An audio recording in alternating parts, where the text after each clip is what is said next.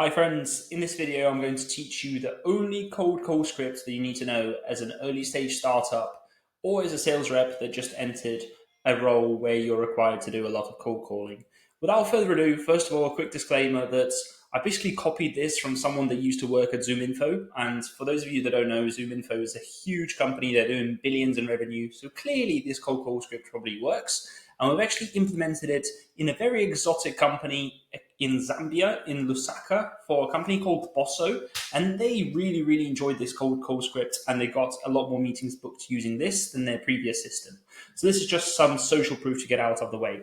So without further ado, each cold call has 5 main parts. The first part is the opener. And the opener is the most awkward part, which I recommend for you guys to practice before actually jumping into the cold call itself.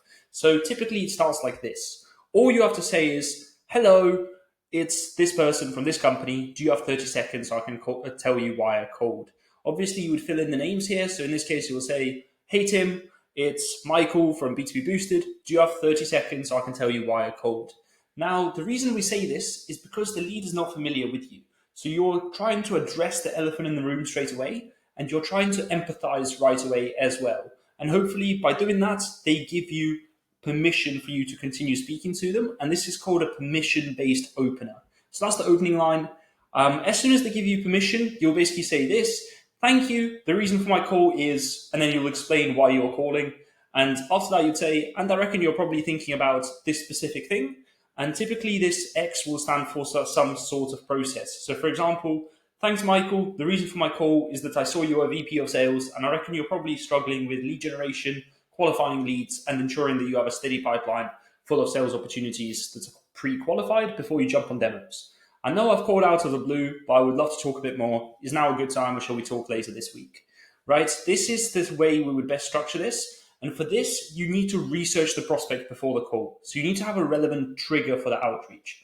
Now, if you're not familiar with triggers, I will post a couple of other videos as well talking about those. But basically, a trigger is any sort of research that you've done about the prospect. For example, are they new in the role and therefore they need your solution a bit more? Or have they been promoted to a more senior role, in which case, they need to find some new tools and some new ways to generate more revenue? Or something of that sort that basically gets you a tiny bit of extra personalization. So when you call them, it's not just an awkward call, but you know something about them already.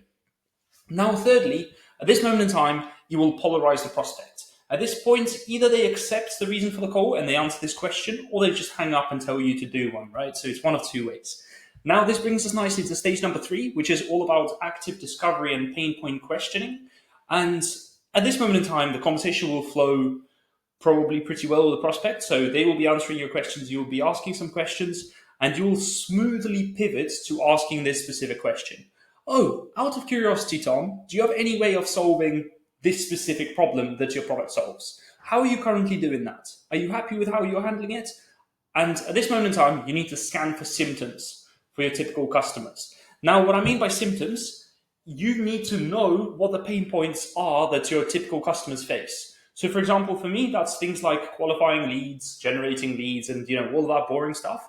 So I can literally just ask you 5 or 6 questions about these topics to make sure that I understand what your pain points are, and quickly then interject and then transition to explaining how we can help them, right? So this is all about stage 3. You just need to map out a couple of deep questions to better understand their pain points and the problems that you can perhaps solve for them, right?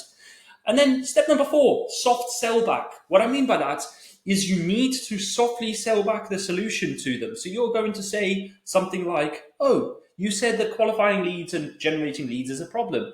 So, we help similar VPs of sales with that, and they've seen a rise in sales opportunities from 23 opportunities per month up to 72. Would you be opposed to me sharing a case study with you via email after this call? So essentially what you're doing here is you're going to fill in X with anything that you found that was a problem for the prospects. And then afterwards, obviously, you will fill in the persona bit with the actual job title of the person, or in some way you will basically call them out so they can resonate with what you're saying. So let's say if they're VP of sales, you would say, when I speak to sales leaders. When you speak to a founder, you would say, oh, when I speak to business owners or agency owners like you, right? And then you will fill in any sort of results, desired outcomes, or any other variables that are in the sales script. Now, after finding the pain points, it's very important to empathize. And that's why, first of all, you would label their emotions and label the problem that they have already. Very similar how you would probably do it in a sales script as well. Now, as soon as you probably talk about your product a bit more, at that moment in time, it's time to go for the call to action. And the call to action would be something as simple as, hey, Michael, I know we spoke for a couple of minutes. I'm just curious, would it be reasonable for us to have another chat about this? I'm free tomorrow to 2 p.m. or 11 a.m. Which works best for you, right? And at that moment in time, you either get booked into the calendar with a person, or quite frankly, they will probably be fed up with you and they'll tell you to do one, as I already mentioned. So what I would recommend in this case is always to just give them two timing options, one in the morning and one in the evening. And then, so that's why I'm saying 11 a.m. and 2 p.m. respectively, right? And when you're on the call as well, that's the final tip of the day. All you have to do at the very end of the call is, if they say that time works, send them an invite on your phone, on your laptop, wherever, to the meeting, and ask them to accept the invite when you're still on the call. Because the chance of them showing up otherwise will be very, very minimal. Now, hopefully this makes sense. It's a quick 5-step process, so I'm going to recap it very quickly. We start with an opener. We have the reason for the call. We have active discovery and pain point questioning. We have a soft sell back, and we have a call to action. It's as simple as that. And if you want to grab the entire guide, which basically is just a glamorized Google Doc with all the templates that you can copy and paste and adapt a bit to your business, then feel free to do that. I'll link it down below as well. And you can copy and paste the exact same sales scripts that we taught to a bunch of other startups that are in the venture capital ecosystem that we typically consult and train. All the best in the meantime. If you have any questions, as always, just drop them down below and I'll be more than happy to answer them. Thank you.